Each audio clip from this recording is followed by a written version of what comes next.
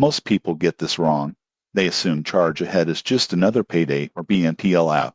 But the surprising truth in 2026 is that it combines early wage access, installment payments, and optional budgeting tools in one easy-to-use platform. When used correctly, it can help manage short-term expenses without leading to high-interest debt. Here's how Charge Ahead works. You can access part of your earned wages before payday, often within hours. Eligible purchases can also be split into smaller payments over a few weeks. Charge Ahead charges a flat, predictable fee instead of interest, making costs transparent. It also offers dashboards, reminders, and alerts to help track spending and manage cash flow. The downside, overuse can become expensive. Frequent advances or missed repayments quickly add up, and relying too much on the app may hide underlying financial habits that need attention. Tips for responsible use. 1. Only take money you can repay on time. 2. Use alerts or calendar reminders to avoid late fees. 3. Keep a small emergency fund to reduce dependency on advances. Who should use Charge Ahead?